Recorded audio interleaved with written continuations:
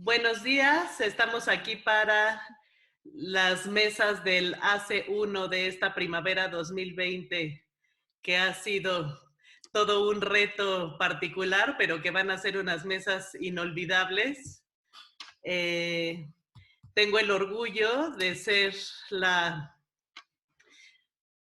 encargada de este seminario y creo que los trabajos, a pesar de todas los problemas que tuvieron por tener la biblioteca cerrada, por diversas circunstancias en este encierro, han sido de una muy buena calidad, como ya verán a continuación.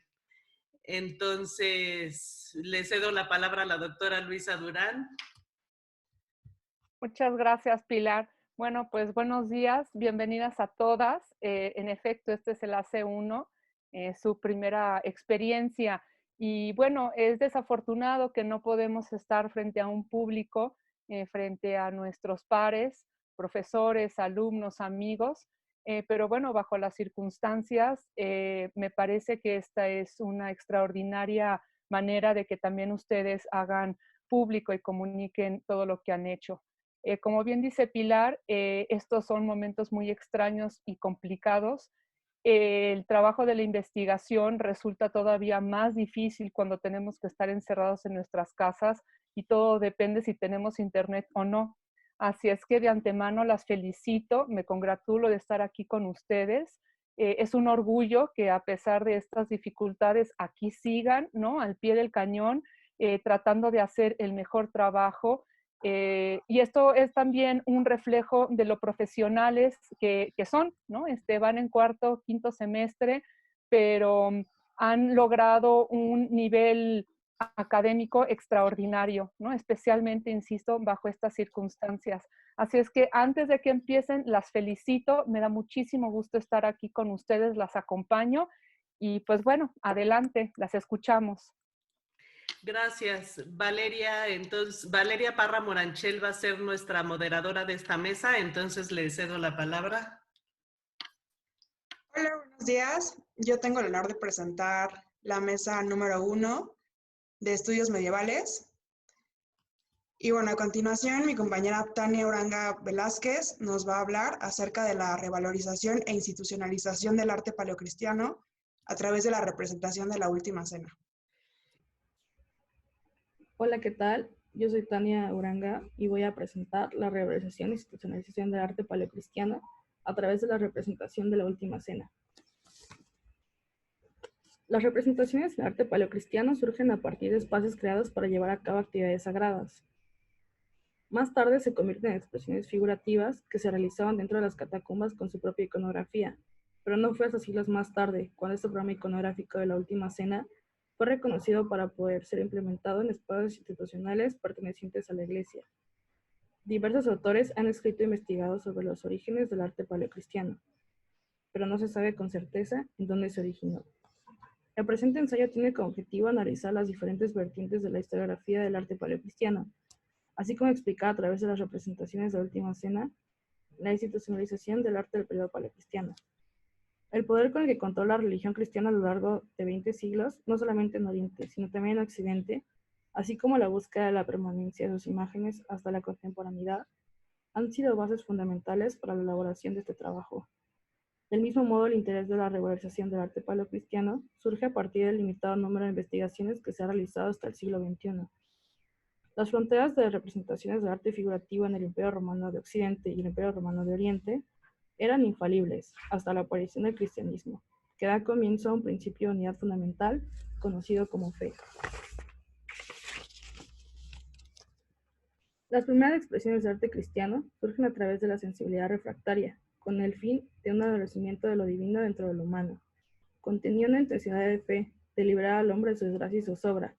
El arte de este periodo hacía alusión a un conducto mediante el cual los primeros cristianos podían llevar a cabo una salvación. Sin embargo, no se sabe con certeza cuál fue la primera representación pictórica realizada durante este periodo, ya que debido al movimiento de paganos entre los territorios de Occidente y de Oriente, hay un flujo que origina un sinfín de imágenes representadas en las catacumbas, los sarcófagos y las sinagogas. El origen del arte paleocristiano ha sido un tema ampliamente discutido por diversos autores como Juan Plazaola, Talbot Rice, John Bewitt y Alfred Leroy. Sin embargo, es hasta el siglo XX cuando estos académicos comienzan la investigación del periodo paleocristiano para llevar a cabo una revalorización de dicho periodo. Con base en el filósofo Juan Plazaola, el origen de las primeras expresiones del arte cristiano se remonta a Siria y Palestina en el siglo I. Estas no necesariamente tenían que ser expresiones pictóricas, ya que las primeras intenciones de representación surgen a través de la religión judaica y los caudillos y los profetas que estuvieron obligados a renunciar a todo arte figurativo, de tal forma que dichas representaciones estaban vinculadas con los espacios sagrados como el Arca de la Alianza, que se encontraba en el Templo de Jerusalén construido por Salomón, aunque más tarde, a pesar del rechazo de las imágenes divinas por parte de la religión judaica, se desarrolla el arte representativo en las colonias de la diáspora judía, que estaba influenciado por la cultura helenística. El ejemplo más antiguo de dicha influencia son las representaciones evangélicas de la sinagoga hebrea Dura Europos. Más tarde, la religión cristiana se fue expandiendo por el Mediterráneo hasta llegar a Alejandría y Pérgamo, ciudades importantes pertenecientes al Imperio Romano que estaban regidas bajo la cultura helenística. Estas ciudades fueron un punto importante de desarrollo del arte cristiano debido a su interés en la decoración y la encarnación naturalista de sus deidades, que con el paso del tiempo dio pie a una iconografía bizantina. Aunque el arte paleocristiano llegó a las ciudades más importantes del Imperio Romano, a tal punto de contener inmensa la tradición helenística, tiene su origen en Oriente, específicamente en Palestina, Siria y Egipto, pues de acuerdo con Plazaola, Abrosita, el arte de esos países prescindía del naturalismo, de raíces helenísticas, y tendía más a causar un impacto espiritual por medios que hoy llamaríamos simbolistas o expresionistas. Cierro cita.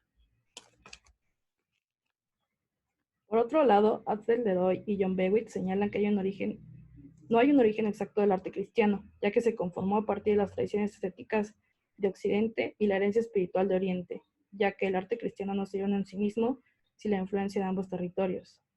Esta influencia se reduce al texto bíblico que convoca a la reedificación del Templo de Jerusalén hacia el 536 a.C., el cual fue saqueado en el año 70 después de Cristo por las tropas romanas del Imperio de Tito, junto con la mayor parte de la ciudad de Jerusalén, ciudad sagrada de los judíos. Lo que permaneció en pie se convirtió en un campamento romano, al cual se le otorgó el nombre de Aelia Capitolina, y tiempo más tarde, tras la huida de los primeros cristianos de Sapella, en el noroeste de Jordania, deciden volver a la nueva ciudad de Aelia Capitolina, que se encontraba inmersa entre la cultura oriental y occidental. Por último, Talbot Rice afirma que el origen del arte cristiano se sitúa en la ciudad de Alejandría, región en la cual el arte pagano se vio directamente influenciado por la cultura helenística, como por el neoplatonismo. El arte relacionado con este territorio era conocido como estilo pintoresco, del cual no prevalece ninguna evidencia, pero se sabe que fue reproducido en catacumbas. Asimismo, contaba con el influjo de elementos egipcios ornamentales. Si bien es cierto, el origen del arte cristiano apunta a diferentes lugares, pero la gran mayoría de autores que realizan una historiografía sobre este periodo afirman la presencia directa con la cultura helenística en el comienzo de las primeras representaciones del arte cristiano. Los primeros lugares de culto. En un principio, los cristianos provenientes de comunidades judías llevaban a cabo sus actos sagrados, como la Eucaristía, la sesión de los apóstoles o la celebración del Pentecostés, en una habitación de una casa privada, pues carecían de un espacio público para llevar a cabo sus celebraciones.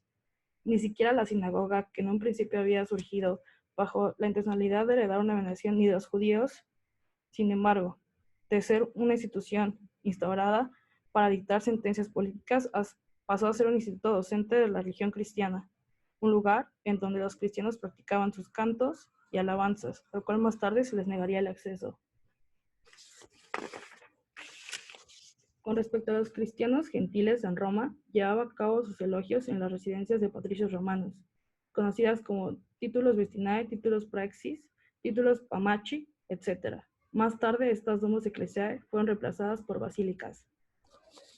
Catacumbas y el comienzo de la iconografía cristiana.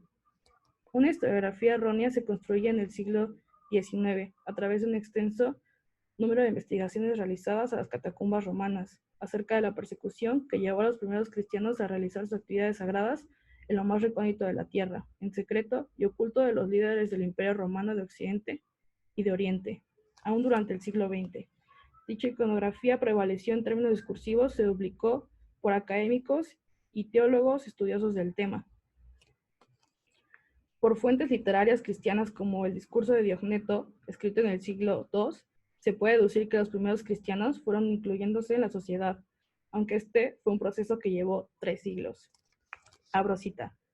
Los cristianos, en efecto, no se distinguen de los demás hombres ni por su tierra, ni por su habla, ni por sus costumbres, pues no habitan ciudades exclusivamente suyas, ni hablan una lengua extraña, ni llevan un género de vida aparte de los demás, sino que, habitando de ciudades griegas o bárbaras, según la suerte de cada uno, le cupo y adaptándose en vestido, comida y demás, género de vida a los usos y costumbres de cada país. Da muestra de un terror particular, conducta admirable y confesión de todos sorprendente. Cierro cita. Las catacumbas fueron un espacio de representación para los cristianos. Era un mundo de imágenes que correspondía a símbolos y alegorías, adentrado en las profundidades de la tierra, al cual los creyentes ingresaban con respeto, fe y devoción para plasmar sus limitados temas vinculados con el Evangelio, los sacramentos del bautismo y el Nuevo Testamento, para la evocación de la salvación, como son claros los ejemplos de la catacumba de Priscila, sobre la representación de una mujer con los brazos abiertos, haciendo evocación a un alma liberada gozosa del paraíso, y que ha logrado la salvación, o como lo fue el caso de las figuraciones de la Última Cena, en la misma catacumba de Priscila y de San Calixto, en donde los apóstoles se colocaron alrededor de la mesa formando una composición semicircular o sigma. Sobre la mesa de ambas representaciones pictóricas se puede visualizar un pez, el cual en la religión judía hacía alusión a un cordero de acuerdo al Éxodo, y en el caso de los cristianos como señala San Agustín en Confesiones, la presencia del pez alude a la presencia de Cristo. Las primeras representaciones de las catacumbas no tienen como finalidad plasmar quién era Cristo, sino que era demostrar a los creyentes su poder divino, de redención contra el mundo terrenal, su promesa de un paraíso eterno y escenas bíblicas. Tampoco poseían una intención de representación naturalista o mimética, pues bastaba con que los fieles plasmaran a través de su espíritu. Con respecto a la iconografía cristiana, está ligada en su totalidad fuentes bíblicas. Las catacumbas, los sarcófagos y la sinagoga son el primer espacio sagrado en el cual se va desarrollando un programa iconográfico, pero no solamente llega a estos espacios, sino que llegó hasta lo más profundo de los hogares de los fieles. Los comienzos del programa iconográfico hace alusión a la vid del Evangelio, el pavo, símbolo de la resurrección, el cordero, el buen pastor, el ciervo, el pan, el pez, el alfa y el omega. Institucionalización del arte cristiano. Con la llegada del emperador Constantino al poder del Imperio Romano, la religión cristiana toma un camino diferente, ya que la religión se vuelve la religión oficial para el Imperio Romano gracias al primer líder cristiano en subir al poder. Las imágenes de las catacumbas pasaron a plasmarse en las nuevas basílicas, como lo fue en los mosaicos de la representación de la Última Cena que se encuentra en la Basílica de San Apolinar Nuovo, ubicada en Rávena, al norte de Italia. Por otro lado, la representación de la Última Cena del Codex Renacensis, el cual es un manuscrito bíblico realizado durante el siglo VI que contiene el Evangelio de Marcos y Mateo. Por el siglo en el que ambas representaciones fueron realizadas, se sabe que ya estaba permitido hacer códices que implementaron una tradición cristiana en diferentes edificaciones y en códices eclesiásticos. Como se puede observar sobre la mesa, tanto el mosaico de San Apolinar Nuovo en Rávena y Codex Renacensis se halla un pez, el cual es un elemento iconográfico que se representó desde las catacumbas. En el caso del códice no es tan claro aquello que se encuentra sobre la mesa, pero por la figuración de este elemento se puede determinar que era un pez o un pan por la fuente bíblica. Abro cita, aquel a quien yo de este trozo de pan, cierro cita. Y de San Agustín, quien en sus confesiones presenta alegóricamente a Jesús como un pez, abro cita, pez extraído del fondo de las aguas como alimento de la tierra piadosa. Cierro cita. Se encuentran representados los 12 apóstoles alrededor de la mesa que crea un semicírculo. Abro cita. Entonces Jesús dijo a los 12, ¿acaso queréis vosotros iros también? Cierro cita. De acuerdo con la Biblia, el nombre de los 12 discípulos era Abrosita, primero Simón, llamado Pedro, y su hermano Andrés, Jacobo y su hermano Juan, hijos de Zebedeo, Felipe y Bartolomé, Tomás y Mateo, el recaudador de impuestos, Jacobo, hijo de Alfeo, y Tadeo, Simón el celote y Judas Iscariote, cierro cita. Tanto el mosaico de San Apolinar Nubo y Codes Renacensis aparecen plasmados con una túnica de color blanco, color de la pureza, de lo divino y de la paz, mientras que Jesús está ubicado en la esquina izquierda de la mesa con un halo de color dorado, color que hacía alusión a la luz. Tanto el mosaico de San Apolinar Nubo como Codes Renacensis, Jesús viste una túnica de color morado. Este color hacía referencia a lo sagrado. El arte paleocristiano ha sido apuntado como el retroceso intelectual y artístico, pues después de las grandes obras griegas naturalistas miméticas del periodo helenístico, surgen estas imágenes carecientes de técnica, pero que contenían una carga simbólica y de fe, quizá mayor que cualquier otra representación a lo largo de la historiografía del arte. Del mismo modo, las representaciones pictóricas pasan de estar en lugares a los cuales únicamente los verdaderos fieles tenían acceso a estar en grandes edificaciones como en basílicas y palacios. Asimismo, da comienzo una iconografía que hasta la actualidad prevalece. El arte paleocristiano pasó un proceso de 3 siglos para que pudiera ser institucionalizado en el Imperio Romano, pues los primeros cristianos se enfrentaron a adversidades ideológicas, pasaron a ser una religión pagana, a ser de las religiones que tenían mayor número de practicantes en todo el mundo. Las obras del periodo paleocristiano, así como las del periodo medieval, no estaban pensadas en su momento para ser objeto de arte, de tal forma que en la actualidad, a través de la legitimación de la historia del arte, se le ha dado esta connotación, aunque esto no refiere que en su momento dichas obras no hayan tenido valor estético. Gracias. A continuación, mi compañera Camila Reza Núñez nos hablará del mosaico de la Catedral de Otranto, evidencias del multiculturalismo desde la antigüedad.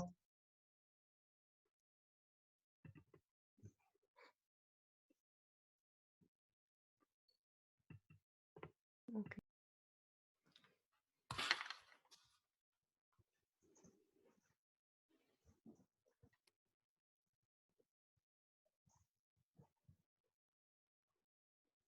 Creo que se salió del Zoom, ¿no? Sí. Hola, perdón, me sacó en cuanto le piqué compartir pantalla, no sé qué pasó. Ya, aquí está, ok, ya. Bien. Bueno, buenos días. Soy Camila Reza y voy a presentar mi tema, el mosaico de la Catedral de Otranto, evidencias del multiculturalismo desde la antigüedad. Bueno, si bien es sabido, la cultura no es un concepto estático, sino que se encuentra en constante movimiento. Desde sus orígenes hasta el día de hoy, la cultura ha pasado por múltiples transformaciones al igual que el ser humano, tal y como nos menciona Zygmunt Bauman, quien busca explicar la ambivalencia de los procesos culturales. Así es como la cultura busca preservar el orden tras tocarlo, darle cierta visión de la realidad, más una que no es permanente. Incluso podemos ver a la cultura no como un concepto, sino como un proceso, con la habilidad de transformar. La cultura crea y modifica comunidades y tradiciones, de forma que también define si prevalecen o no a través del cambio. En ciertos casos puede ser tan radical que construye una idea completamente diferente a la anterior. Mas no hay que olvidar que todas las diversas y cambiantes culturas siempre comparten los mismos orígenes. Es de ahí de donde parte lo multicultural. ¿Qué es lo multicultural y por qué es tan relevante dentro de la antigüedad al igual que en la actualidad? Si buscamos una manera de definirlo en una forma concisa, lo multicultural es la existencia de culturas que conviven. Lo multicultural es... Si buscamos una manera de definirlo de una forma concisa, lo multicultural es la existencia de varias culturas que conviven en un mismo espacio específico, físico, geográfico o social. El multiculturalismo promueve el mantenimiento del carácter distintivo de las culturas múltiples. A menudo se consta de otras políticas de asentamiento como la integración social, la asimilación cultural y la segregación racial. Estas ideas se encuentran plasmadas dentro de los íconos e imágenes culturales que pueden incluso llegar a abarcar la historia del arte, y por lo tanto las narrativas que estas y sus sociedades creadoras se pegan. Otranto es evidencia de esto, pues durante el periodo bizantino se puede considerar como un sitio estratégico, situado al sur de la península itálica, en la costa de Salento sobre el canal de Otranto, que conecta el mar Adriático con el Jónico. Sirvió como un punto de conexión del Imperio Romano de Oriente con el de Occidente. Además de ser un puerto de comercio muy recurrido y por lo tanto una ciudad que recibió una gran variedad de personas, tanto de sus puertas como costumbres, su población no solo consistía en romanos, sino que también se encontraba conformada por individuos pertenecientes de las tierras de Oriente, tales como pobladores de Egipto, Constantinopla, Candia, Efeso, entre otros. Existen factores geográficos y sociales que afectan a la cultura de Otranto, como las influencias y cosmovisión que se vivía durante el siglo VI para poder considerarla como una ciudad y comunidad multicultural. Por ejemplo, Otranto no solo tenía que lidiar con la gran diversidad de su población, sino que también se tenía que adaptar de cierta manera a las influencias del cristianismo emergente, impulsado por las reformas generadas durante el Imperio Bizantino, que validan y legalizan la práctica de la religión que recibía cierto rechazo por parte de los participantes de las religiones predominantes del periodo, tales como la veneración de los dioses grecorromanos, el quemetismo, arrianismo, monofisismo, entre otras. El cristianismo se integró al mundo antiguo y da inicio a la construcción de sus imágenes, es decir, a la iconografía cristiana. Cuando ya es validado y practicado por una gran parte de la sociedad, no solo construye una cosmovisión en torno al cristianismo, sino que también un lenguaje visual que funciona de una manera entendible para todos, y asimismo que cumpla con una función tanto propagandística como pedagógica o dogmática para su sociedad. Tal y como sucede en Otranto, se puede suponer que se les da uso a las imágenes que pertenecen a culturas con discursivas iconográficas ya sólidas, con la intención de poder hablar desde el plano multicultural de una idea que surge de forma entendible ante los pobladores de Otranto. Por medio del uso de distintos elementos pertenecientes tanto a la iconología helenística y a otras culturas que la complementan, como imágenes del periodo bizantino, en el cual, haciendo referencia a sus orígenes, se crea en un periodo de transición y convergencia, tanto de las creencias como de las imágenes. Por ello es que en este periodo se comenzarán a plantar las bases iconográficas cristianas, sin dejar de considerar que éstas ya existían en el mundo paleocristiano. En Otranto nos encontramos desplegado en su suelo con más de una sola cultura, y por lo tanto hay una fluyente diversidad dentro de esta obra, que funciona como un espejo que refleja una sociedad multicultural ubicada en el Imperio Bizantino. La intención del arte bizantino es dar credibilidad a los relatos bíblicos, la resurrección, la virginidad de María, la Santísima Trinidad y la existencia de un solo Dios. No solo es justificar una imagen y darle un significado, sino que también darle poder. A través de su repetición generar un mayor acto de presencia y junto con este un efecto dentro del ámbito religioso y civil de la población, en el que se va integrando las creencias dogmáticas al punto de estar al alcance o rebasar aquellas de los dioses que reinaban en el Olimpo. El mosaico tiene como propósito principal la difusión de la fe cristiana, por medio del uso de símbolos e imágenes pertenecientes a una iconografía ya sólida. Y al hacer referencia a los mitos del pasado, se genera una base y un sedimento, que permite también el poder promover un futuro cristiano. Por medio de su presentación consta un recorrido en el que se presenta un árbol de la vida que comienza en la entrada y culmina en el presbiterio. Este mosaico busca relatar a través de su representación arbórea un trayecto que puede explicar a partir de la historia de los cambios y creencias, además de visiones del ser humano desde la antigüedad hasta el arte bizantino. Al hacer referencia a esta obra monumental, hablamos de múltiples temáticas y conceptos tan diversos que es un verdadero reto encontrar todos estos elementos iconográficos dentro de una sola obra.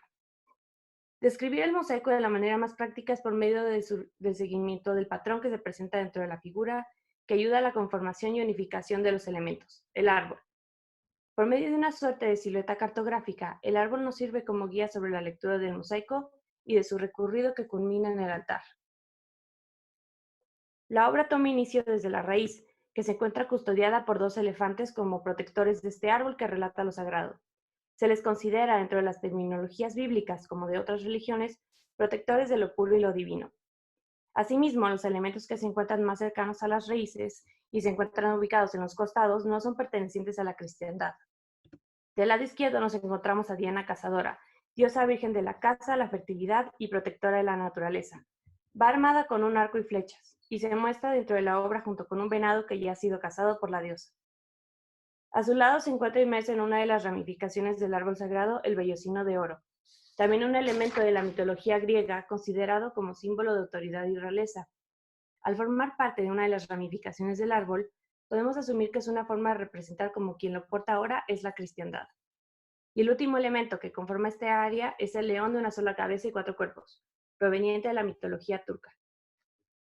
En el costado derecho vemos a un personaje sentado en 2 grifos, con atributos que nos indican que se trata de un rey, ya que porta un atuendo fino, una corona en su cabeza, y junto a él se encuentra su nombre escrito, Alexander Rex, es decir, Alejandro Magno, incluyendo así no solo personajes que aluden a los mitos, sino que también conforman parte de la historia. Todos estos son elementos que conforman parte de la mitología de 2 culturas, la grecorromana y la turca. Forman parte del recorrido y por lo tanto también de la historia que se busca narrar. Mas estas figuras en torno a la cartografía del mosaico se encuentran muy lejanas a la culminación del árbol. Como continuamos ascendiendo dentro del recorrido, comenzamos a tener la visibilidad de ideas que se encuentran en un punto medio, pues ya se comienza a recurrir a los relatos bíblicos del Antiguo Testamento y a la vez al uso de elementos que generan un punto medio entre la narración meramente cristiana y el discurso unificador. Un punto que podríamos considerar de forma iconográfica unitaria para todo espectador es la Torre de Babel. De cierta forma, su aparición dentro del recorrido funciona como un parteaguas de los aspectos de una cultura a la otra, pues es por medio del relato de cómo al caer esta se dividen las lenguas y las culturas, que el mosaico comienza a volver a un discurso mucho más recurrente a la narrativa cristiana. Pues el siguiente elemento que conforma el árbol es el relato del Arca de Noé. Relato dentro del cual vemos varias escenas que culminan en el diluvio. A primera instancia, vemos a Dios encomendándole a Noé la construcción del arca. La siguiente representación es Noé con sus hijos construyendo el arca que los salvará del diluvio. Y así se llega a la culminación del relato que toma un salto del costado izquierdo del árbol, símbolo de cómo se va del lado del pecado, que es el izquierdo, y se navega hacia el derecho, símbolo que representa cómo se toma el camino del bien. Así tomando las riendas de la narración hacia una dirección que ya busca un mayor enfoque en la Biblia y la cristiandad, a diferencia del cambio previo que prevalecía con la humanidad hacia la izquierda del árbol sagrado. Ahora con un soporte ya sólido y una dirección en curso de lo pagano a lo cristiano, se divide la zona superior en 2 partes. La primera, el calendario, representado en 3 bandas de 4 escenas consecutivas, escalonadas. El calendario funciona como un referente temporal astronómico. Se basa en los 12 signos zodiacales y los 12 meses del año. Por lo tanto, este elemento recurre también a recontextualizar este calendario, suplantando a los signos zodiacales de su predominancia. Ahora son desplazados a la parte superior de cada círculo del calendario, dándole el sitio protagónico a las figuras humanas que descienden a la cotidianidad de sus ocupaciones y tareas rústicas.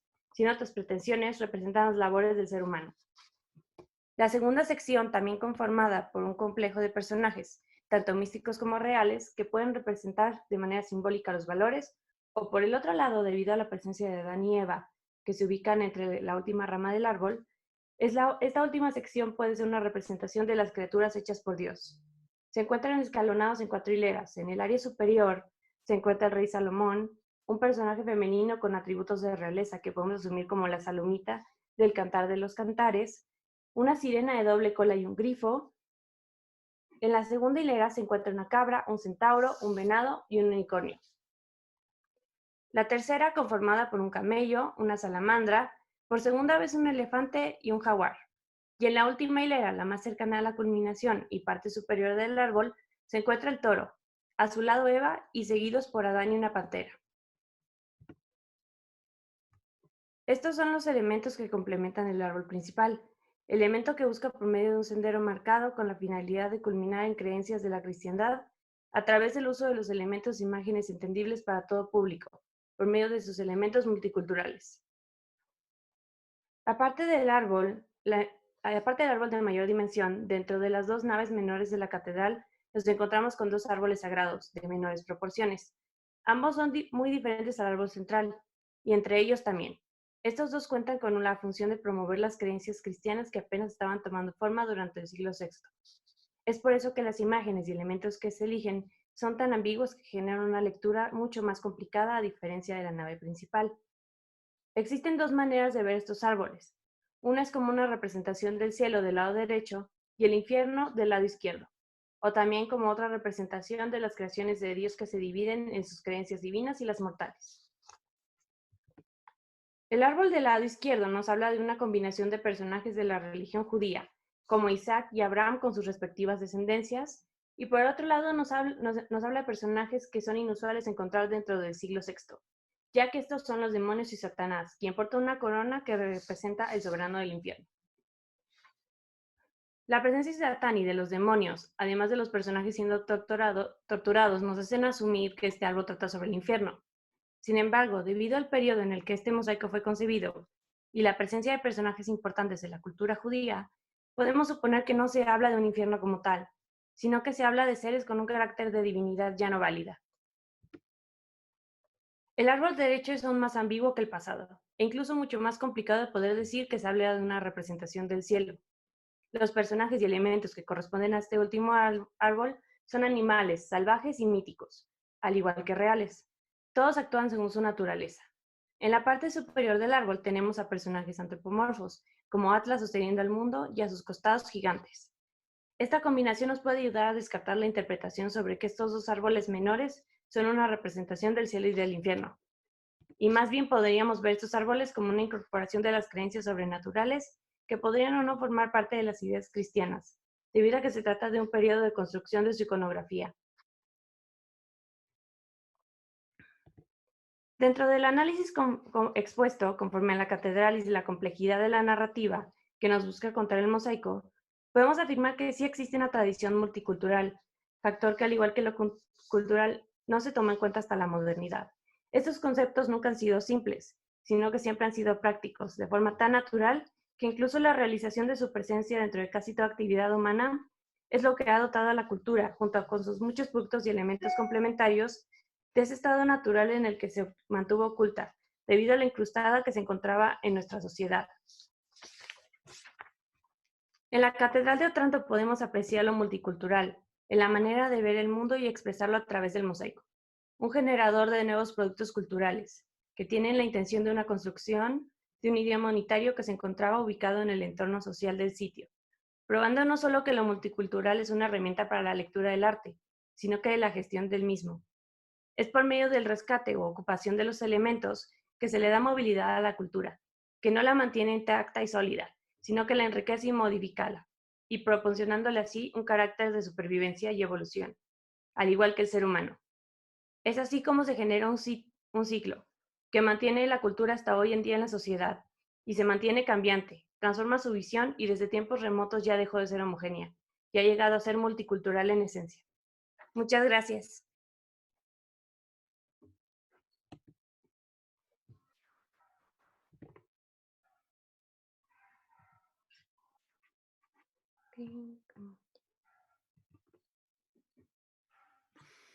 Valeria, si quieres de una vez.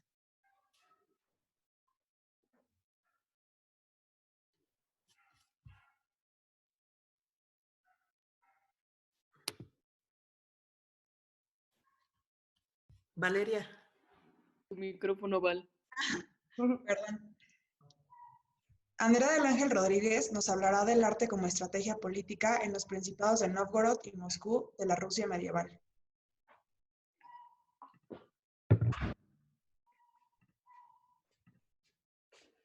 Muchas gracias.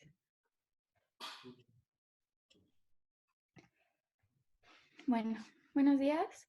Yo voy a presentar el arte como estrategia política en los principados de Nóvgorod y Moscú en la Rusia medieval.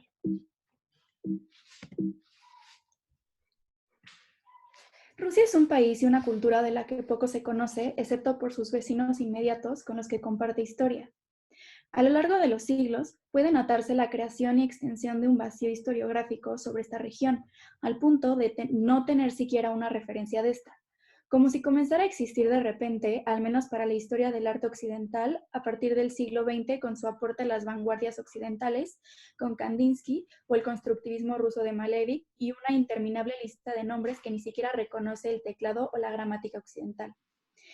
Este vacío historiográfico puede llenarse de muchos diferentes estudios. Este en especial intenta abordarlo desde el ámbito de la historia del arte en el sentido de este como estrategia política en los principados de Nóvgorod y Moscú en la Rusia medieval a través del análisis de dos de sus íconos, para intentar esclarecer un poco del pasado de esta cultura. Para descubrir que más distante que nos parezca, aprendiendo de su historia, podríamos saber qué pasó con esa parte del mundo olvidada después de la caída del Imperio Romano de Oriente, y así comprender su proceder hoy en día. Es así como se puede descubrir un ejemplo más de la universalidad del arte y sus distintas funciones a lo largo de la historia. Hablar de la conformación de Rusia como nación es adentrarse en un sinfín de fragmentos de lucha de poder, pasando por batallas, guerras, tanto psicológicas como religiosas, conquista de territorios, etc., en los que de manera maquiavélica se emplearon imágenes contundentes en el que había un juego de devenir de lo terrestre, celeste, y aquellas ideas cruzando estos dos ámbitos de las formas aparentemente más fantásticas. Estas estrategias, a pesar de tener sus consecuencias tanto positivas como negativas dentro y fuera de su contexto, puede decirse que fueron exitosas en esta idea de impacto a nivel sociohistórico, como puede verse en una población ávida de sentido de pertenencia, identidad, de regocijo en la gloria y temerosa de los designios de su religión. Es en este punto que puede llegar a cuestionarse qué tan válido es el uso de estas tácticas en donde se crea, más que una declaración, una sentencia que confiere responsabilidad, como lo fue la ideología moscovita. Después de la caída de Bizancio, parte de la cultura rusa en manos otomanas, y la caída de Kiev, madre de las ciudades rusas en manos mongolas, Rusia, su hija, era un puñado de principados que, lejos de compartir una identidad nacional única, reflejaban una historia fraccionaria con una división no solo nacionalista, sino competitiva entre los mismos. De esta manera, la cuna de la civilización se trasladó al norte y ciudades independientes como Novgorod y Rostov comenzaron a florecer y combatir entre ellas por el poder. El arte cristiano fue introducido en Rusia de manera tardía, a través de Bizancio. A partir de su inserción, los rusos consideraron cualquier forma de expresión como medio de comunicación y glorificación de su fe, por lo que el arte religioso surgió de manera natural y como parte fundamental de la cultura religiosa, que se expresó en sus íconos como arte oficial. En Novgorod, con el paso del tiempo, se comenzó a desarrollar un estilo propio de la nación.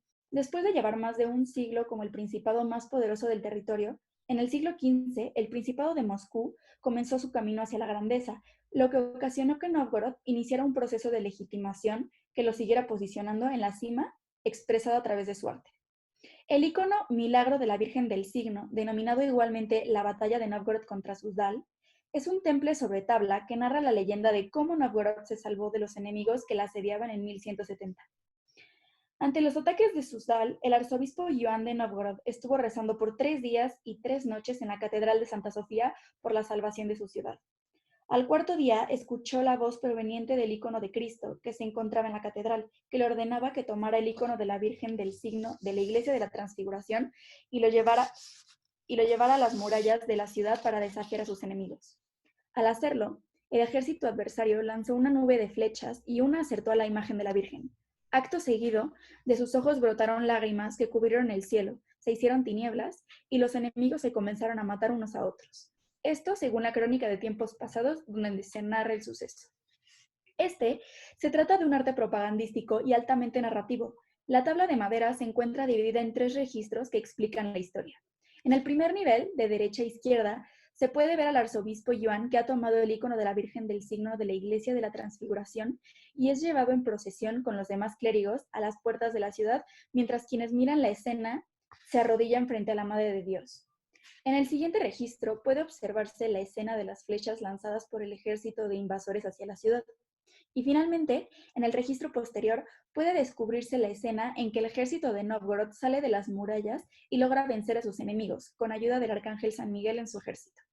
Las 3 figuras que se ven con halo al frente del ejército defensor son nada más ni nada menos que Boris y Gleb, los primeros 2 santos de Rusia, que representan el valor del sacrificio en la batalla, seguidos por San Jorge, soldado de Dios en la tierra, y con gran devoción en el territorio. Todos contribuyendo a la victoria de Novgorod, que finalmente tuvo lugar de forma milagrosa. El icono mismo, realizado hacia mediados del siglo XV, 3 siglos después de su suceso narrado, habla ya del fuerte y consolidado nacionalismo de Novgorod y su fuerte convicción por mantener la independencia y poder ante la creciente Moscú. Por lo que en una misma imagen se representa todo lo que hace fuerte y digna de autonomía a Novgorod, su patrimonio, Santa Sofía, por quien se lucha hasta el final, y la Iglesia de la Transfiguración, símbolos arquitectónicos de la grandeza de la ciudad. Además, cuentan con el favor de Dios, representado por el arcángel Miguel, y su ya nacionalizada y autodefinida apropiación de la ortodoxia. Por otra parte, más al sur, Moscú, poco después de la creación del ícono descrito a mediados del siglo XVI con Iván IV el Terrible a su cabeza y en camino a convertirse en un gran poderío, manda a pintar otro ícono fundamental para su historia. Bendito sea el anfitrión del Rey del Cielo, también conocido como Militians Ecclesia, temple sobre madera atribuido a Atanasio, metropolitano de Moscú, en la década de 1550 en homenaje a la conquista y toma de Kazán, territorio mongol. En el icono de casi 4 metros de largo puede verse del lado derecho superior una fortaleza en llamas que simboliza Kazán y al mismo tiempo a Sodoma, los dos como sinónimo de pecado impenitente, el segundo oscurecido por la presencia tártara y ambas caídas como manifestación de la retribución divina. La multitud de guerreros, divididos en 3 registros que ocupan la mayor parte de la obra, después de la batalla se dirigen hacia Moscú, la urbe que encarna la Jerusalén celestial, lugar que ahora todos debían girar su mirada como aspiración en todo sentido. Sitio igual, donde la tierra es bondadosa y crece vegetación. Es aquí que esperan María y su hijo, que provienen a sí mismos de otro ícono, declarando que es en Moscú y no en otro lugar, donde la fe y su devota práctica encuentran recompensa y salvación tanto terrenal como celestial. En este espacio, al frente de la ciudad, la comitiva celestial se encuentra por recompensar a los mártires del ejército de Iván con coronas de oro repartidas por Jesús. Al frente de la procesión puede verse en un círculo de fuego al arcángel San Miguel, montado en un caballo alado, jefe de la milicia celestial y símbolo del favor divino que Dios ha otorgado tanto en batalla como en la historia, no solo a Moscú, sino a Iván IV para ser representante y continuador de su fe en el mundo. Tras él se encuentra el mismo Iván, ataviado como el jefe y guerrero conquistador de tierras, seguido por el príncipe Vladimir Monomaco, bajo cuyo mandato fue cristianizado el pueblo eslavo, por lo que está vestido como eclesiástico, defensor de la fe ortodoxa y, más importante, puente de conexión de Moscú con la antigua Kiev. A estos los suceden los santos Vladimir I de Kiev y los hermanos Boris y Gleb, todos estos destacando la ilustre genealogía de la que proviene Iván, el primer zar de toda Rusia. En esta escena puede verse al ejército terrenal igualándose al celestial, siendo Iván el jefe de ambos ejércitos y el cual se compara con Dios. La pintura puede entenderse como un himno al Estado ortodoxo moscovita que ha logrado la victoria tanto para Rusia como para la ortodoxia cristiana. De esta forma, la autocracia rusa hereda el esplendor del Imperio bizantino y de la antigua Roma. Finalmente, bajo Teodoro I, hijo de Iván, el primado de Rusia fue elevado al rango de patriarcado en 1589, reemplazando al ya caído de Roma, de forma que todas las herencias imperiales habían convergido para formar el Imperio moscovita de toda Rusia.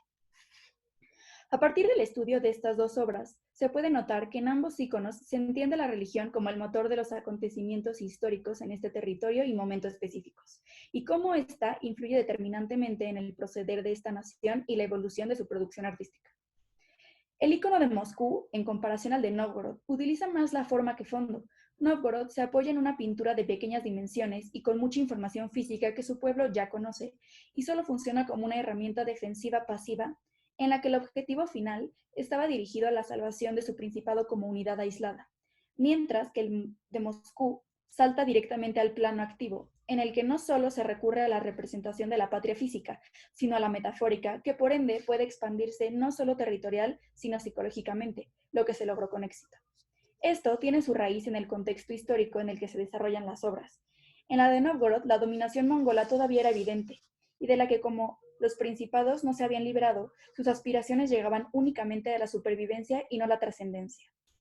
Ya para el ícono de Moscú, un siglo después, los mongoles ya habían sido derrotados, por lo tanto, ya se podía pensar en ir más allá de la grandeza como ciudad, vislumbrando ahora un imperio con identidad, independencia y destino común.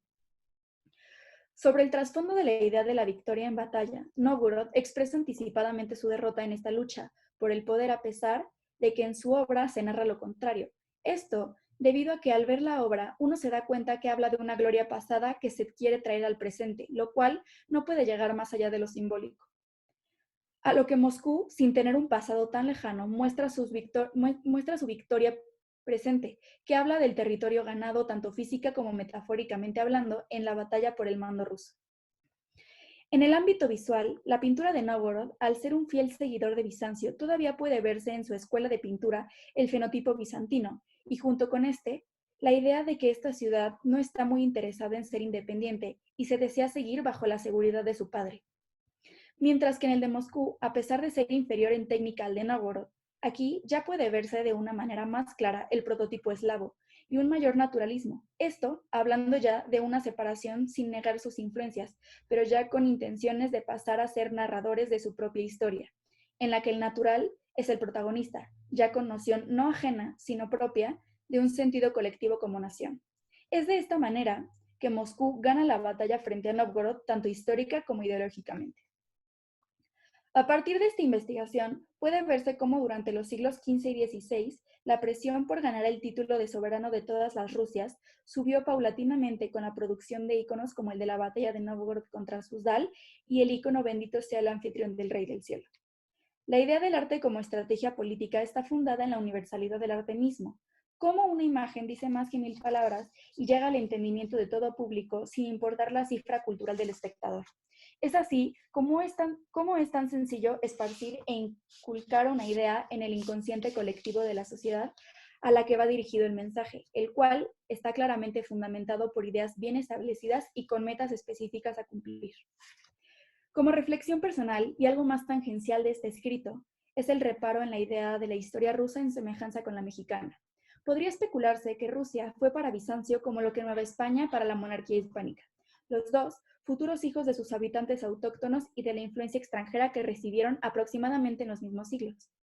Ambos, que al llegar a su mayoría de edad, se habían dado cuenta que ya no necesitaban de la aprobación de nadie más que de ellos, hasta lograr su emancipación en la que el aspecto espiritual jugó un papel muy importante.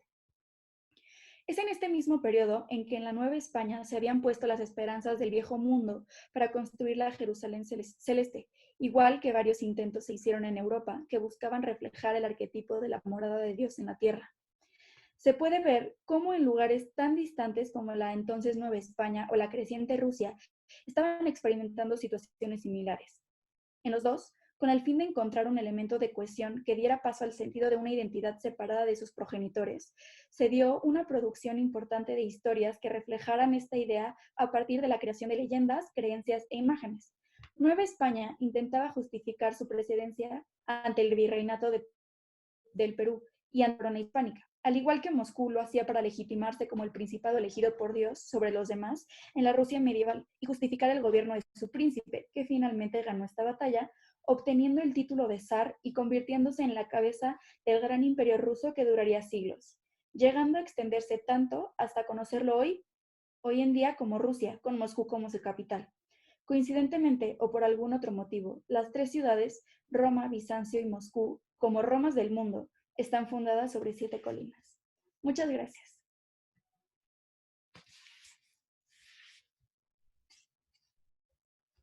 Ahora, Lourdes María Alcocer Cervera nos hablará de la comparación de la Sainte-Chapelle en Francia y King's College Chapel en Inglaterra.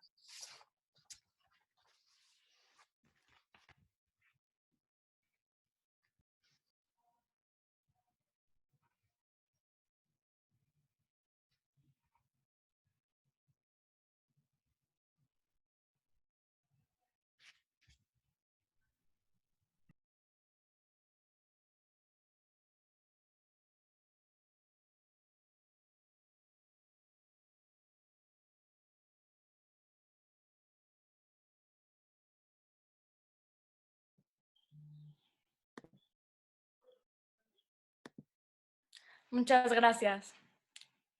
Buenos días. El periodo gótico fue caracterizado por su amplia relación con la luz, ya haya sido de forma simbólica, pictórica o arquitectónica, mientras que en ocasiones fue problemático el uso de la misma en estructuras como catedrales o iglesias. Existen dos capillas cuyo elemento principal es el ya mencionado. Se trata de la Sainte-Chapelle y la King's College Chapel, las cuales fueron construidas a siglos de distancia, pero cuyas estructuras son similares en varios aspectos a pesar de sus iniciales propósitos de construcción ser tan distintos y sus distancias tanto temporales como geográficas ser tan drásticamente contrastables. La capilla francesa siempre tuvo su meta definida, pues tenía un propósito específico, lo que permitió una ágil y eficiente construcción de la misma. Por otro lado, la capilla inglesa fue cambiando constantemente. Desde su planeación hasta su conclusión, se realizaron cambios que, eventualmente, dieron como resultado una maravillosa obra arquitectónica en la cual reina la luz. Aún así, se puede observar que, A pesar de los contrastes que aparecen entre ambas capillas, existe una relación entre ellas debido al resultado que se obtuvo mayormente a través del alto uso de la luz, que se explota de forma prácticamente perfecta en las mencionadas obras arquitectónicas. Es la luz el elemento que va más allá de las indudablemente bellas construcciones, y el cual logra dar un resultado que no solamente es estético para todo espectador y creyente, sino que se convierte también en el avance tecnológico por el cual la arquitectura gótica tanto ansiaba, pues era un reto cada vez más complicado iluminar los espacios cerrados tanto por las masivas estructuras de piedra como el aparente imposible balance entre la luz natural y no natural en los mismos. Es por esto que las capillas en cuestión funcionan de manera tan sincronizadamente armónica con los elementos a su alrededor como con los avances en la tecnología que se alcanzaban. Además de la luz, ambas capillas presentan la estética de la joyería o aesthetic of preciousness, como lo llama Veronica Secules en el libro Medieval Art, en la que las clases ricas e influyentes, como en estas dos capillas, sus comitentes reales, buscaban crear edificios que simularan joyas preciosas. Por eso, con referencia a otras catedrales góticas, ambos edificios son más pequeños, aunque la Sainte-Chapelle es aún más reducida en proporciones que la King's College Chapel. Esto se vuelve más evidente cuando ponemos a ambas capillas desde la perspectiva de la evolución, ya que mientras que la parisina logra cumplir con sus objetivos, la más reciente de las dos da un paso más y aumenta altura a un edificio que pareciera estar únicamente conformado por vanos. Se puede así entonces observar la serie de distinciones y características en común que las capillas nombradas anteriormente tienen, de la misma manera que manejan la luz y la convierten en el elemento más importante de las dos.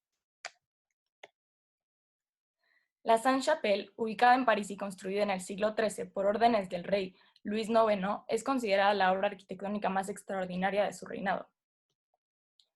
Esto se debe a su compacta estructura y sus coloridos vitrales que revolucionaron la arquitectura. Su construcción se llevó a cabo entre 1239 y 1248, y su propósito principal fue cumplir las funciones de un relicario de dimensiones masivas, resguardar la corona de espinas y la Santa Cruz de Jesucristo, entre otras reliquias.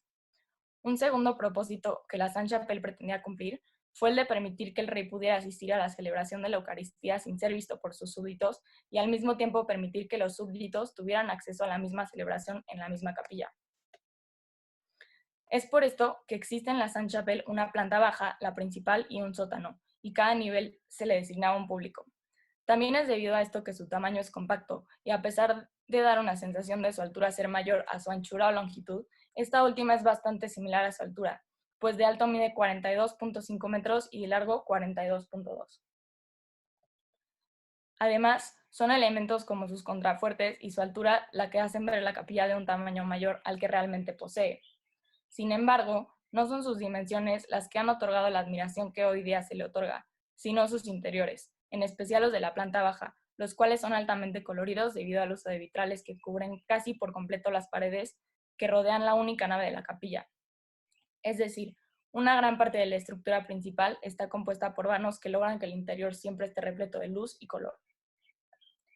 La capilla está adornada en su interior por esculturas policromadas que aumentan la experiencia de luz y color más llamativa del periodo gótico. Además, el techo está pintado de un tono oscuro de azul y adornado con estrellas color dorado, lo que representa desde luego al cielo, y así también se logra que los vitrales no pierdan su protagonismo. Por otro lado, existe el nivel inferior, cuya mayor diferencia con la capilla principal es la falta de los icónicos vitrales, y otra sería las dimensiones, pues los techos de este nivel se encuentran más próximos al suelo. La capilla de King's College, ubicada en Cambridge, comenzó su construcción bajo el mando del rey Enrique VI el 25 de julio de 1446, aunque el edificio no fue terminado hasta julio del año 1515.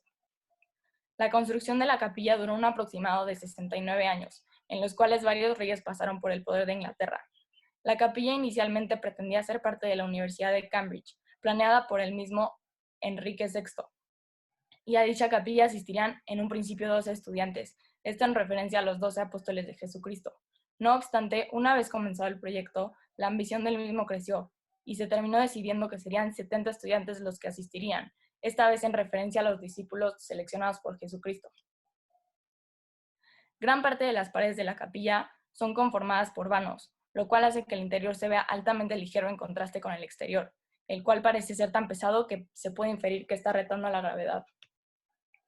Además, la capilla cuenta con una sola nave, lo que incrementaba el riesgo del proyecto inicial, ya que de contar con naves laterales, las probabilidades de colapso del edificio disminuirían significativamente. Enrique VI estuvo muy presente en el proyecto, ya que buscaba cerciorarse de que la capilla de Cambridge, tanto como la de Eton, su otro proyecto, serían lo más importante en sus respectivas universidades, por lo que era necesario que contuvieran un nivel de belleza técnicamente incomparable. Los reyes por los que pasó la construcción de la capilla fueron Enrique VI, de 1446 a 1471, quien comenzó a desarrollar el proyecto como algo de menores dimensiones al resultado final, Eduardo IV, de 1471 a 1483, Ricardo III, de 1483 a 1485, Enrique VII, de 1485 a 1509, quien cambió el proyecto original para transformarlo en el que se obtuvo, y Enrique VIII, de 1509 a 1515. En un inicio se pretendía construir una capilla sencilla para la universidad fundada por el primero de los patrocinadores de la capilla, Enrique VI, y tanto su idea como su estilo se pueden ver reflejados en los primeros 7 contrafuertes de la capilla en el lado este de la misma. No obstante, una vez que Enrique VII pasó a tomar el mando del proyecto, cambió radicalmente para entonces poder ver reflejado en la capilla todo aquello que la dinastía Tudor, fundada por el rey anteriormente mencionado, albergaba. En otras palabras, su ideología. Es por esto que el extremo oeste está altamente decorado con elementos que la caracterizan, por ejemplo, rosas, dragones y coronas. Además de los vitrales que adornan la capilla de King's College, otro de los elementos que indudablemente resaltan en la misma es el órgano. Este fue comisionado por Enrique VIII una vez que el proyecto pasó a sus manos. En aquel entonces se encontraba casado con Anne, y es por esto que se pueden ver sus iniciales H y A labradas en ciertas partes del órgano. Dentro de los elementos más característicos de la capilla en cuestión, también es indispensable mencionar el techo. Es un techo abovedado con una decoración abanicada que le otorga la importancia con la que se le reconoce. Este techo abovedado, que esto último era toda una hazaña para los ingleses, es el más grande de su tipo que se puede encontrar en Inglaterra. Las capillas en cuestión pueden ponerse una frente a la otra para realizar una comparación, ya que cuentan con una serie de similitudes que lo permite sin dejar a un lado una serie de contrastes que les permitieron cumplir con su propósito durante el periodo gótico. Ambas capillas fueron órdenes de reyes, y sus estructuras tienen una variedad de elementos en común, las principales siendo el contar con una sola nave y la gran cantidad de vanos que las adornan, a pesar de encontrarse en distintos lugares y haber sido construidas a varios siglos de diferencia. Al comparar y contrastar estas obras arquitectónicas, se pueden identificar elementos que parecen estar relacionados, aunque por otro lado la historia de cada una contradice esta idea.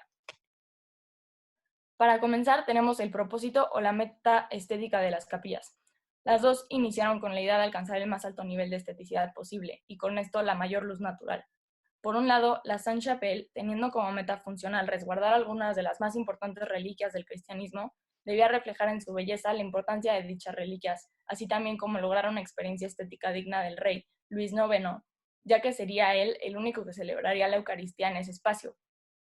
A pesar de que la Sainte-Chapelle fuera planeada con un sótano para permitir a sus súbditos del mencionado rey poder de la misma manera participar en las festividades religiosas, son los vanos, adornados por los complejos y coloridos vitrales, los que caracterizan de mayor forma a esta capilla y nos permite ponerla frente a la similar ubicada en Cambridge para llevar a cabo un análisis de las dos. El caso de la capilla de King's College no es muy distinto, pues fue de igual manera ordenada por un rey y está también altamente conformada por vanos. Es principalmente esta característica física lo que realmente impulsa esta comparación a simple vista, aunque a diferencia de la Sainte-Chapelle, la capilla de King's College es más admirada por sus decorados techos que por sus vitrales. Durante el periodo gótico, los espacios pertenecientes a las obras arquitectónicas se definían por sus distintos sistemas de iluminación. Conforme fue evolucionando dicha arquitectura, se comenzó a buscar la solución que lograría que la luz de un espacio pudiera balancear la no natural y la natural. De esta manera, la arquitectura gótica comienza a adoptar muros translúcidos que como resultado creaban espacios de los que se apoderaban luces de colores constantemente cambiantes. Es así como los vitrales comienzan a tomar importancia. Por otro lado, los vanos decorativos que comenzaban a aparecer en la arquitectura gótica hacían que se llevara a cabo una subordinación de elementos y así se creaba un espacio aislado. La luz de las decorativas vidrieras en capillas y catedrales del periodo gótico cumplía con el propósito de proyectar el mensaje que la acompaña, la que pone a Dios frente a la misma, ya que Dios es luz. La luz siempre era unida a temas espirituales, en especial durante el periodo gótico, en el cual el arte giraba en torno a la religión.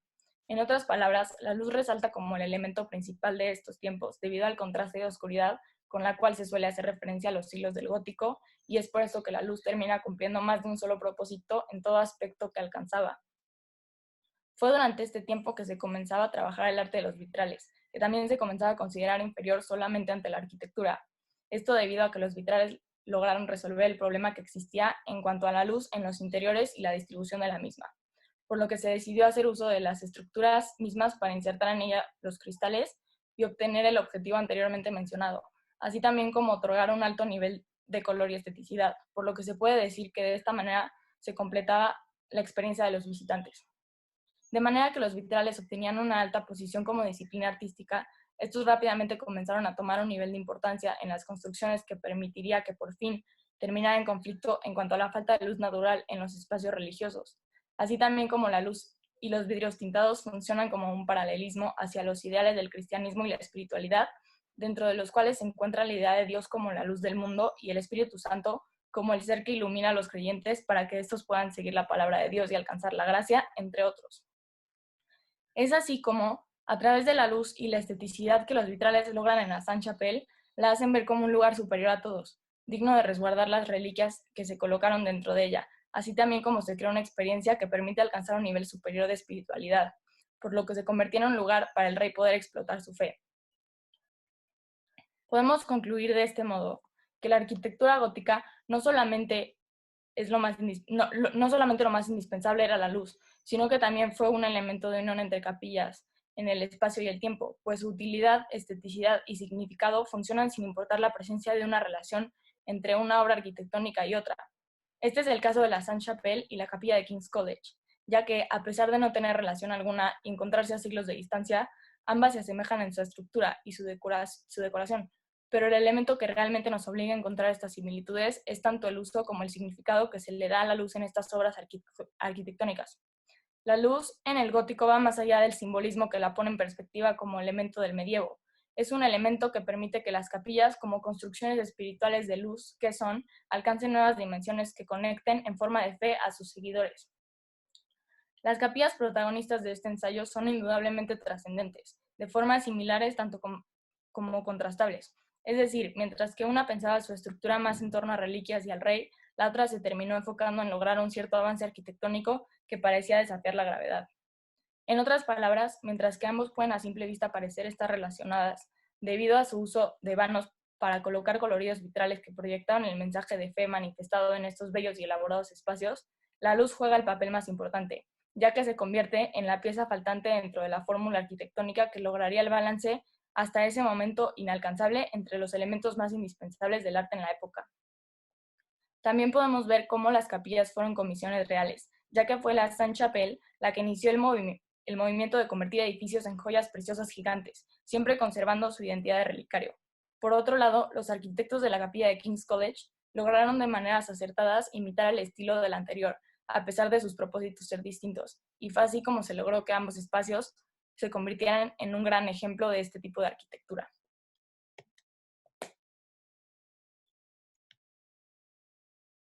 Muchas gracias.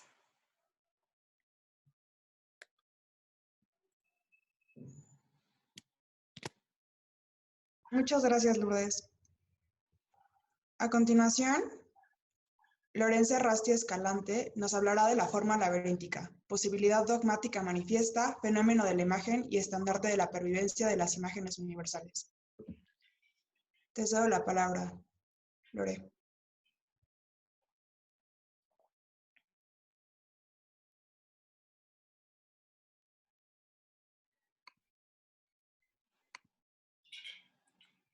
Muchas gracias. Hola y muy buenos días. Yo les voy a presentar mi trabajo. Hablar de laberintos implica referirse a los símbolos enigmáticos por excelencia. Sus giros y trechos dan cuenta de una naturaleza compleja que se presenta ante un observador en aras de ser descifrada. Los laberintos son también figuras que funcionan como receptáculos de contenidos simbólicos que sobreviven al paso del tiempo y que trascienden las fronteras territoriales. A pesar de que estos son representaciones concretas de ideas abstractas que no se ven en la naturaleza circundante o en la realidad visual per se, Son figuras que por mucho tiempo han estado vinculadas con la creación artística y literaria del ser humano, porque expresan las pruebas y obstáculos que acompañan a la trayectoria vital humana. En el contexto cristiano de la Edad Media, los laberintos se convierten en motivos iconográficos recurrentes, y sus sentidos originales se resignifican para tener la posibilidad de transmitir un mensaje dogmático. A partir de estos planteamientos surgen algunas preguntas. ¿Es el laberinto un símbolo que condensa en su significado rasgos de la experiencia humana o es más bien un recurso didáctico que únicamente plantea un dogma cristiano? ¿La imagen sobrevive o se descontextualiza y se resignifica completamente? ¿Existe la posibilidad de que el laberinto revele su significado universal a través de su forma? En el presente trabajo de investigación se pretende defender la noción de que el laberinto es una imagen perviviente y un fenómeno que se muestra a sí mismo y que a través de su medio corpóreo puede hacer que su significación arquetípica universal sea inteligida. Antes de que los laberintos se introdujeran dentro de la iconografía cristiana medieval, estas formas ya figuraban en la época de transición, donde el Imperio Romano se estaba convirtiendo al cristianismo. La rama gnóstica del obispo Hipólito veía al laberinto como un diseño complejo que simbolizaba el espacio espiritual, lleno de pecado y error por el que el alma humana debe deambular. Prudencio, el poeta cristiano, describe la topografía de los primeros laberintos y establece que existen dos tipos: el que tiene muchos cursos y el que tiene un solo curso o una sola vía. El primero es un constructo engañoso que nutre a las herejías confusas, mientras que el segundo ofrece un modelo simple para la ortodoxia. La noción de que Cristo guía a los fieles a través del camino laberíntico está presente en la doctrina de San Gregorio de Niza, puesto que sugiere que Cristo, al igual que Teseo, entra en el laberinto desde el exterior, logra triunfar dentro de él y finalmente escapa de la prisión de la muerte. San Jerónimo expone que Cristo es quien va a guiar a la humanidad en el cruce del abismo mundano.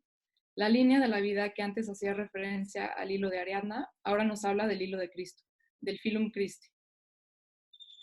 El ejemplo del laberinto cristiano situado en una iglesia que quizás sea el más antiguo es el que se encuentra dentro de San Reparatus en Orleansville, Argel, recinto que inició sus construcciones en el siglo IV. Algo notorio de esta figura es que en la entrada del recorrido muestra una línea ondulada que puede ser una referencia del hilo de Ariadna o del camino que el cristiano ha de recorrer. El mensaje de este laberinto es claro: la senda laberíntica conduce únicamente al cuadrado central, dentro del cual se pueden atisbar las letras que leen Sancta Ecclesia. Al situarse en el contexto de la Edad Media, específicamente entre los años 1100 y 1300, es posible observar una inserción del motivo laberíntico dentro de una matriz de pensamiento que está interesada en las formas simbólicas y alegóricas, en la representación de la belleza de lo inteligible como una belleza intelectual de lo abstruso. Existen varias hipótesis que pretenden dar una respuesta al enigma sobre por qué están presentes los laberintos dentro de las catedrales medievales. Una de ellas sostiene que el laberinto recibía el nombre de Sheman de Jerusalén, Daedale, Domus Daedale o Meandre, y el centro se llamaba Ciel o Jerusalén. El laberinto simbolizaba los enredos, las dudas y los engaños que se encuentran en el camino del hombre que busca la bienaventuranza celestial. Con la decadencia de las cruzadas, es probable que el recorrido del laberinto se inventase como un sustituto de la peregrinación, que podría ser más peligrosa. No todos los laberintos que se encuentran en las iglesias traen consigo un mensaje estrictamente cristiano. Se ha visto que en algunos de ellos se han encontrado inscripciones y nombres como Daedalium y Mesón de Dalus, lo cual confirma que el mito griego se hallaba inserto de cierta manera dentro de la matriz de pensamiento. El laberinto ubicado en el porche del extremo occidental de la Catedral de San Martino en Lucca, Italia, que data de finales del siglo XII, da cuenta de lo mencionado porque en la parte derecha hay una inscripción en latín que se traduce como: este es el laberinto construido por Dédalo de Creta. Todos los que entraron ahí se perdieron, excepto Teseo, que pudo escapar gracias al hilo de Ariadna. Al revisar otros laberintos en Italia, se puede encontrar el que está ubicado en el piso de la Basílica de San Vitale en Rávena, el cual tiene únicamente 7 cursos. Un elemento distintivo de este laberinto es que tiene una sucesión de 384 triángulos de mármol que conducen al observador del centro del laberinto hasta la salida, que está dirigida hacia el oeste. Es manifiesto que aquí se le da mayor importancia al egreso que al ingreso. De las representaciones de laberintos que se encuentran dentro de las iglesias, el de la Catedral de Chartres es el de mayores dimensiones, puesto que presenta un diámetro de 12.85 metros. Lo que distingue a este laberinto es que en la parte central hay 6 círculos incompletos que forman una figura poligonal. Este motivo hacía referencia a la naturaleza celestial de Dios y a los poderes apotropáicos de Cristo, Lo que se ha señalado sobre este laberinto en su totalidad es que este simboliza el infierno del que Cristo debe escapar antes de llegar a su resurrección, lo cual refuerza un principio de la fe cristiana que dice que así como Cristo sufrió y se sacrificó por los demás, también la humanidad debe luchar en el mundo para alcanzar la vida eterna. Del laberinto de la Catedral de Reims aún existe un dibujo hecho en 1587 en el que se muestra como un laberinto octagonal que tiene 5 figuras representadas dentro del recorrido.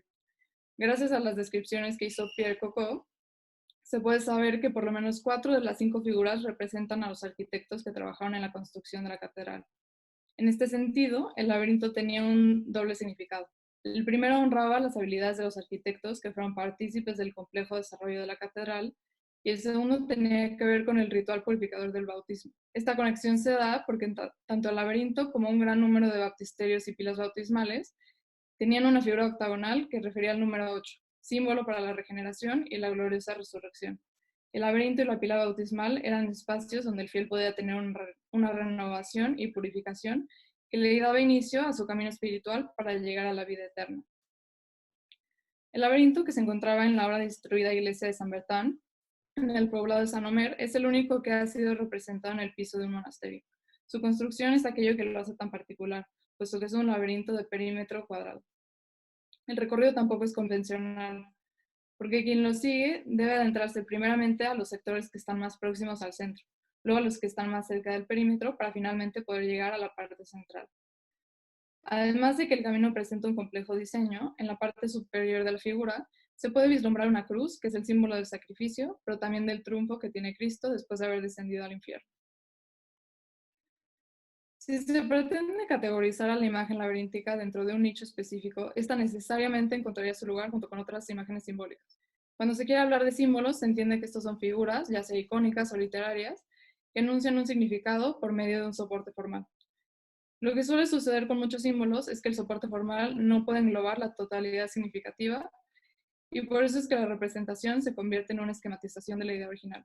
Para que el símbolo sea efectivo, la imagen representada debe remitir de cierta manera a una parte de la idea. No obstante, lo que ocurre en muchos casos es que el vínculo entre la idea y la representación no es tan claro, y de este modo parece que el soporte no está directamente relacionado con su significado. La forma representacional por sí sola jamás podrá revelar la integridad del mensaje que se busca transmitir. Esta siempre tiene que estar acompañada de una acción decodificadora. Ahora bien, los laberintos pueden insertarse dentro de las imágenes de corte simbólico, pero los mecanismos de los que se sirven para transmitir la información quizás son muy distintos de los que emplean otras imágenes. Para apoyar esta noción sobre lo que son los laberintos, Cassirer señala acertadamente que todo aquello que designamos en algún sentido como espiritual ha de hallar finalmente su realización concreta en algo sensible. Si bien es imprescindible que la imagen cuente con dicho repositorio para que exista la posibilidad de que el mensaje que porta sea transmitido, la lectura que se le puede dar a este soporte formal en algunas ocasiones puede ser incierta o equívoca. El autor Romain Gouern acuña el término de las imágenes laberinto para describir precisamente a las imágenes simbólicas que significan algo que no muestran, o que muestran muy indirectamente, y que por eso transmiten información y la ocultan a la vez. En este respecto, los laberintos son representaciones que poseen la realidad ontológica bipartita, que los dota de un soporte formal y de una carga significativa. Son figuras simbólicas que materializan una idea compleja. A diferencia de otros símbolos, los laberintos no ocultan toda su información porque su naturaleza formal no se los permite. Bajo el manto de las múltiples resignificaciones que se le pueden dar, se encuentra un significado esencial que está inscrito dentro del trazo del laberinto. Quizás en un primer contacto, el conocimiento sobre los pormenores del mito griego y de las acepciones cristianas no puedan ser asequibles, pero sí se puede tener por cierto que dentro del perímetro del laberinto existe un trazo complicado que se ve interrumpido por ciertas limitantes antes de llegar a su culminación. De cualquier forma que se quiera ver, es un hecho que cuando la mirada trata de seguir el camino, se enfrenta con tramos rectos, tramos que dan giros y tramos que terminan. De igual modo, si se sigue el curso de la vida, se pueden encontrar etapas simples y etapas que están plagadas de trabas y obstáculos. Paradójicamente, el laberinto no es una imagen laberinto, o por lo menos no completamente, precisamente porque este mismo revela su contenido a través de su forma. Con el transcurso del tiempo, se vuelve inevitable la pérdida de conexión existente entre la información proporcionada por los símbolos y el lector. Siguiendo esta misma línea, Carl Jung estipula que tanto el dogma como la mitología utilizan un lenguaje que se ha hecho ajeno a la orientación intelectual más reciente. Afortunadamente, el nexo que une a la parte corpórea de los laberintos con el significado incorpóreo no está muerto, sino que por el contrario, el laberinto vivifica constantemente esta conexión y es gracias a su dimensión representativa que consigue ser una figura demostradora y reveladora de dogmas, mitos e ideas esenciales. Para ahondar más en la proposición de que el laberinto tiene la facultad de revelar su contenido a través de su forma, habrá que revisar algunas fuentes que expongan principios fenomenológicos. Al hablar en términos heideggerianos, se puede entender al fenómeno como lo que se muestra en sí mismo, lo que es patente y lo que se puede poner a la luz del día. Teniendo esto presente, efectivamente se puede visualizar a los laberintos como fenómenos que se muestran a sí mismos.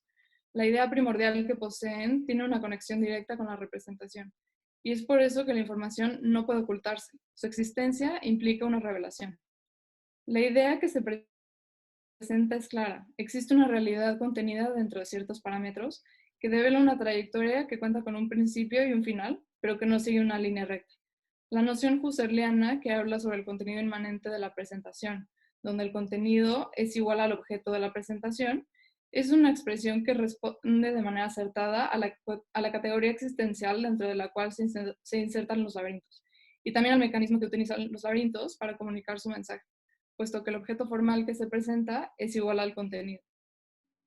En un nivel experiencial se puede decir que cuando se percibe la imagen en su totalidad, se puede distinguir un gran trazo que encierra dentro de sí un camino irregular. Pero también para el observador puede volverse difícil advertir la resolución del laberinto, porque para resolverlo, la persona tiene que recorrer cada tramo de manera ordenada y pausada. Cuando se examina la figura de esta manera, es como si la persona realmente se introdujera dentro de la senda y no pudiera saber a ciencia cierta qué es lo que le espera en los siguientes trechos. Con estos indicios se vuelve inevitable hacer una comparación entre la realidad expuesta en el laberinto y la realidad dentro de la que está inserta la condición humana. Nosotros estamos invitados a participar en la vida y por ello tenemos ciertos esbozos en nuestra cabeza sobre cómo es y cómo deberíamos vivirla. Pero cuando navegamos por el camino vital, no tenemos claro qué es lo que está por venir y qué obstáculos nos esperan. La única certeza que tenemos es que nos encontramos dentro de una realidad delimitada y que en algún momento vamos a vislumbrar una última barrera que marque el final de nuestro caminar en la Tierra. Algo que hace que estas figuras sean aún más particulares es que, a diferencia de otros símbolos, los laberintos no se quedan únicamente en el ámbito de la representación conceptual, sino que incluso logran que el espectador pueda tener una experiencia dinámica con ellos. Quienes actúan como observadores no pueden jactarse de ser indiferentes cuando se ven enfrentados con una de estas figuras, porque se sabe que los laberintos se muestran a sí mismos, y por lo tanto, el acto inicial de la observación ya implica una inmersión en la realidad que este mismo presenta. Aunque las actividades que tenían como consigna enseñar el dogma cristiano ya no se realizan, los intercambios e interacciones que tienen como objetivo el desciframiento de los laberintos pueden seguirse llevando a cabo, dado que el carácter enigmático que incita en los espectadores un ansia de resolución sigue permaneciendo, además de que tanto la imagen como el mensaje que se busca transmitir siguen vivos. Los contenidos de varias imágenes simbólicas pueden llegar a agotarse porque los efectos que estos tenían en una sociedad ya no pueden ser los mismos para las sociedades venideras. Pero a pesar de que esta pérdida es inevitable para muchos símbolos, también existen otras figuras que siguen teniendo incidencia en las sociedades de tiempos más recientes. Lo que sucede con estas imágenes es que portan en su médula un significado universal que apela a la experiencia humana. Así que por más tiempo que pase y que las sociedades se transformen, estas imágenes no van a perder su vigor. A raíz de que estas disposiciones tienen una vinculación estrecha con las personas, se puede decir que las imágenes complejas y las formas de representación arquetípicas son componentes fundamentales que hacen posible el hecho de que las imágenes sean representadas en varios momentos de distintas épocas y de distintos lugares. Sin embargo, esa es tan solo una parte de la fórmula que hace efectiva la transgresión y la perdurabilidad de una imagen. La otra fracción corresponde a la misma naturaleza de la imagen, pues esta no está sujeta al mismo tiempo al que está sujeta la historia en general. Sobre esto, Didi Uberman conjetura que no nos encontramos ante la imagen como ante una cosa cuyas fronteras exactas podamos trazar. Una imagen es el resultado de movimientos que provisionalmente han sedimentado en ella. Tales movimientos nos obligan a pensar la imagen como un momento energético o dinámico, por más específica que sea su estructura. El término más adecuado para describir la situación de las imágenes es el de Nashleben, que hace referencia a la vida que pervive. De este modo, si se considera que la vida propia del pasado y que las manifestaciones culturales están dotadas de una vitalidad propia, entonces se puede suponer que todo aquello que alguna vez obró continúa obrando en el presente. En el caso de los laberintos, tanto la esencia arquetípica universal como la naturaleza perviviente de las imágenes juegan a su favor para posicionarlos como símbolos que mantienen su vigencia, a pesar de que se presenten degradaciones simbólicas y decadencias teológicas. Como se ha visto anteriormente, cada uno de los laberintos que se encuentran en los recintos religiosos cristianos tiene rasgos distintivos que los diferencian de los demás. No hay uno que sea completamente igual a otro, así como tampoco existe una misma base teológica que hile a toda la creación laberíntica y que justifique de igual manera la presencia de los laberintos en estos espacios. Con algunos de ellos es evidente que, aunque se encuentren insertos en un contexto cristiano, siguen teniendo remanentes de sus orígenes paganos, pero con otros también es claro que el motivo puede incorporarse sin ningún problema dentro de la narrativa cristiana. En este sentido, se puede volver complicado aseverar que se dio una resignificación total o que únicamente hubo una adopción de un símbolo pagano. Cada uno tiene sus matices y por eso su estudio debe ser casuístico.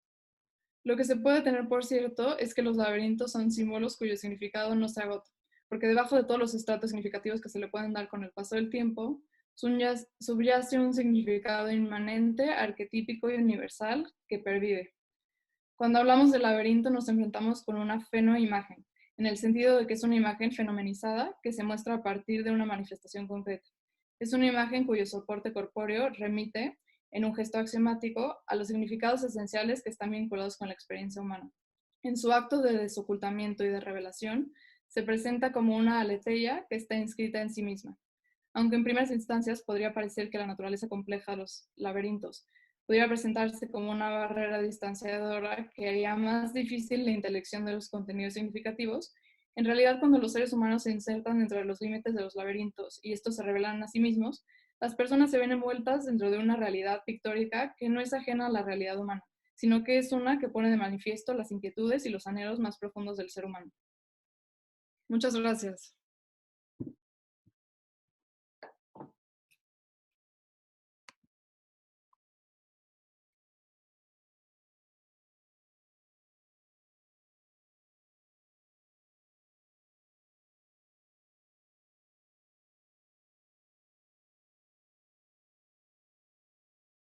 Muy bien, pues me parece que son muy interesantes todos los temas que han expuesto y a mí me gustaría saber, para iniciar la ronda de preguntas, ¿cuál es la vigencia de los estudios medievales en la actualidad que ustedes pudieron ver a través de su trabajo?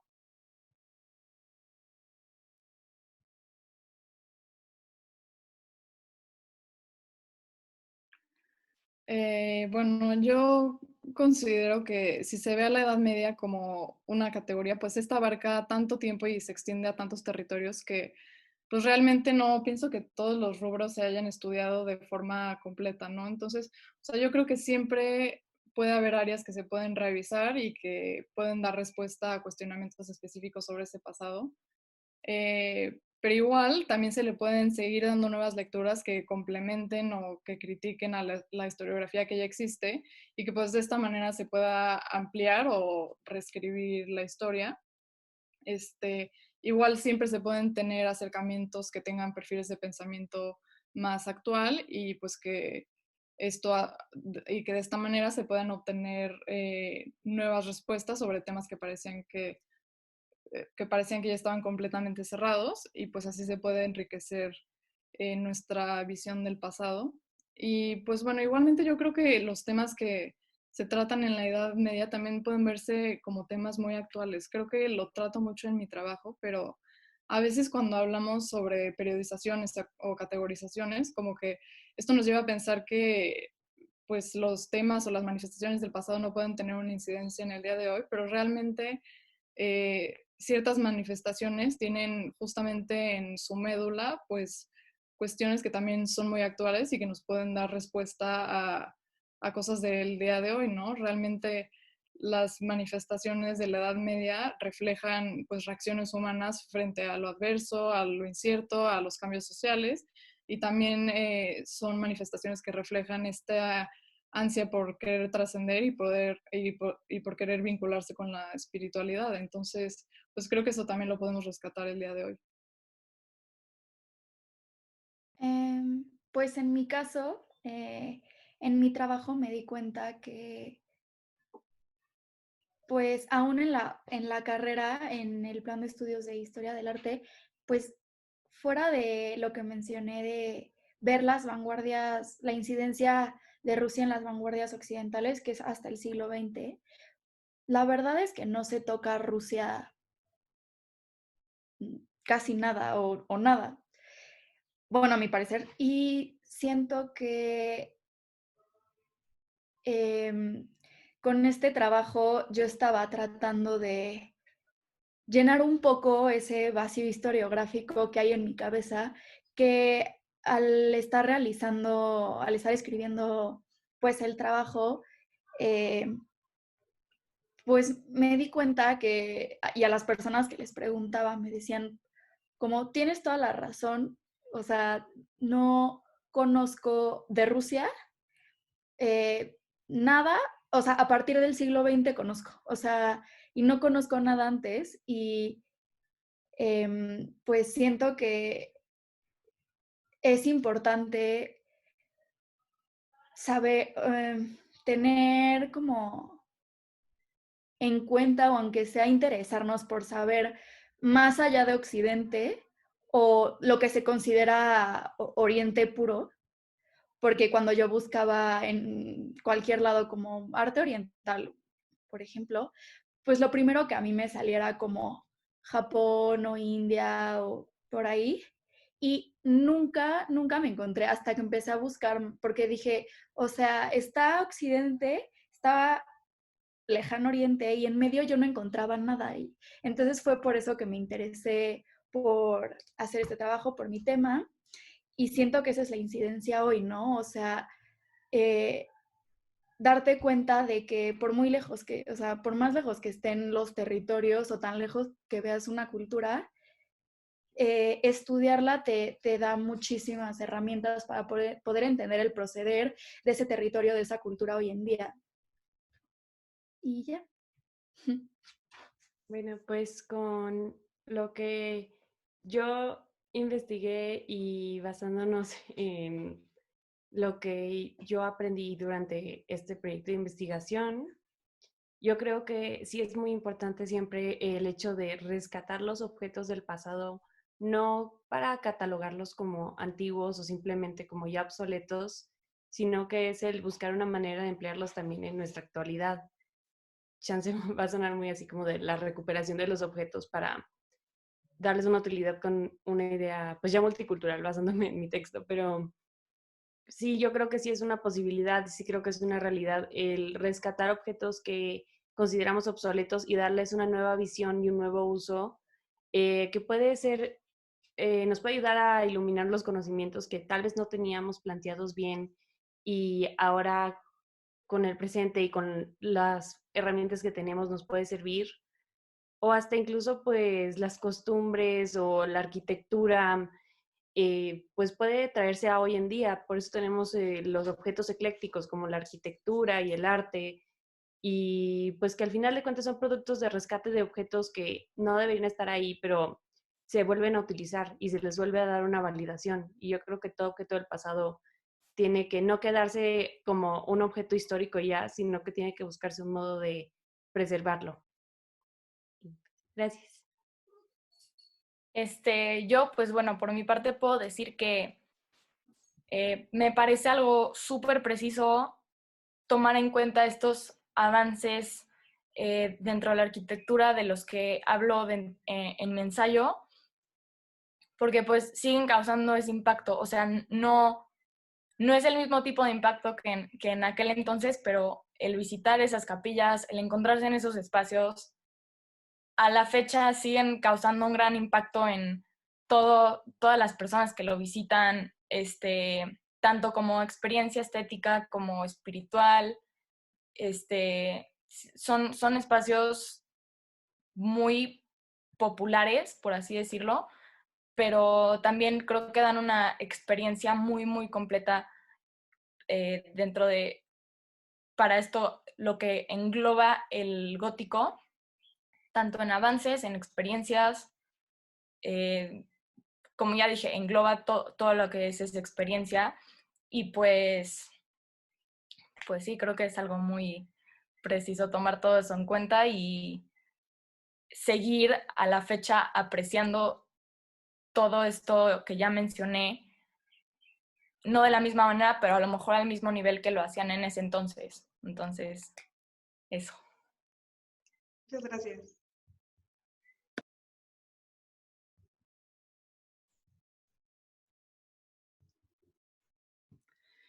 Perfecto, entonces con esto damos por finalizada la primera mesa. Vamos a hacer un corte para dar inicio a la segunda.